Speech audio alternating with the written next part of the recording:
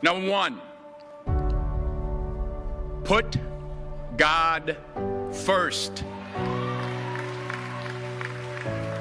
Put God first in everything you do. Everything that you think you see in me, everything that I've accomplished, everything that you think I have, and I have a few things, everything that I have is by the grace of God. Understand that. It's a gift. 40 years ago, March 27th, 1975, it was 40 years ago, just this past March, I was flunking out of college. I had a 1.7 grade point average. I hope none of you can relate. I had a 1.7 grade point average. I was sitting in my mother's beauty shop. They still call it beauty shops now? What they call it now? Yeah, I was sitting in the beauty parlor. I was sitting in my mother's beauty parlor, and I'm looking in the mirror, and I see behind me this woman under the dryer. And every time I looked up, she was looking at me, just looking me in the eye. And I didn't know who she was, and I said, she said, somebody give me a pen, give me a pencil. I have a prophecy. March 27, 1975. She said, boy, you are going to travel the world and speak to millions of people. Now, mind you, I was flunked out of college. I'm thinking about joining the army. I didn't know what I was going to do, and she's telling me I'm going to travel the world and speak to millions of people. Well, I have traveled the world, and I have spoke to millions of people. But that's not the most important thing, the success that I had. The most important thing is that what she taught me and what she told me that day has stayed with me since. I've been protected. I've been directed. I've been corrected. I've kept God in my life, and it's kept me humble. I didn't always stick with him, but he always stuck with me. So stick with him in everything you do. If you think you want to do what you think I've done, then do what I've done and stick with God. Number two, fail big. That's right. Fail big. Today's the beginning of the rest of your life, and it can be very frightening. It's a new world out there. It's a mean world out there, and you only live once. So do what you feel passionate about. Take chances professionally. Don't be afraid to fail. There's an old IQ test, was 9 dots, and you had to draw 5 lines with a pencil within these 9 dots without lifting the pencil. The only way to do it was to go outside the box. So don't be afraid to go outside the box. Don't be afraid to think outside the box. Don't be afraid to fail big, to dream big. But remember, dreams without goals are just dreams, and they ultimately fuel disappointment.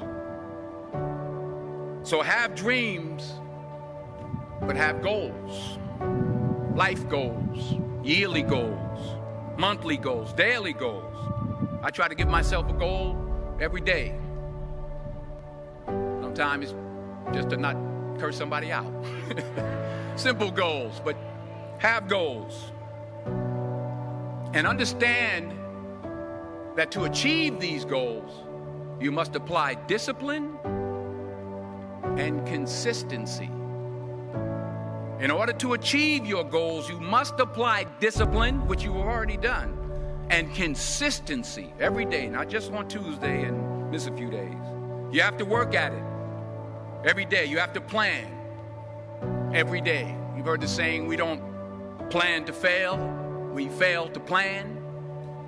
Hard work works.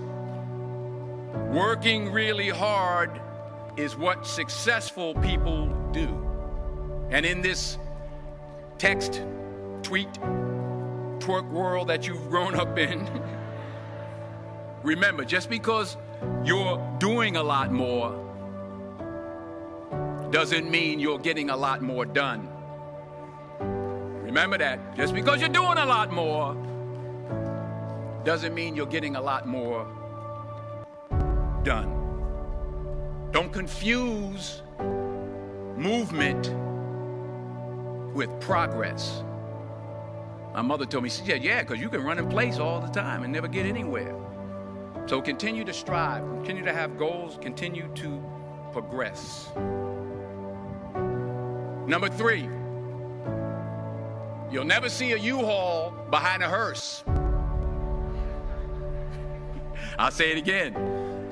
You'll never see a U-Haul behind a hearse. I don't care how much money you make, you can't take it with you. And it's not how much you have. It's what you do with what you have. We all have different talents. Some of you will be doctors, some lawyers, some scientists, some educators, some nurses, some teachers. Yeah, okay. Some preachers. The most selfish thing you can do in this world is help someone else. Why is it selfish? Because the gratification, the goodness that comes to you, the good feeling that I get from helping others, nothing's better than that. Not jewelry, not big house I have, not the cars, but it's the joy. That's where the joy is, in helping others. That's where the success is.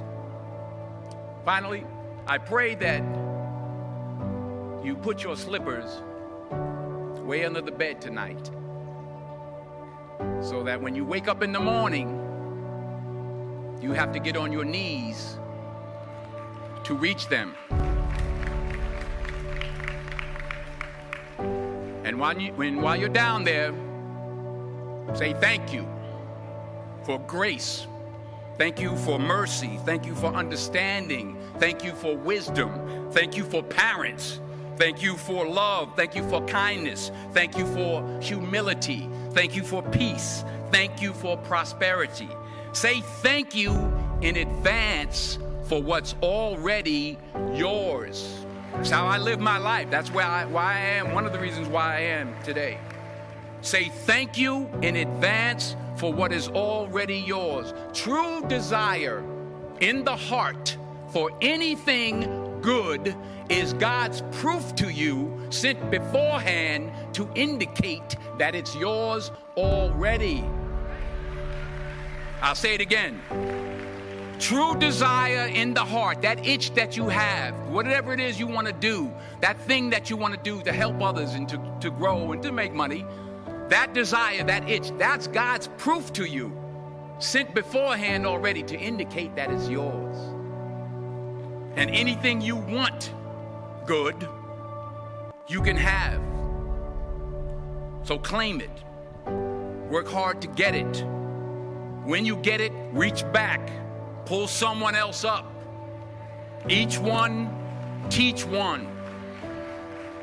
Don't just aspire to make a living. Aspire to make a difference.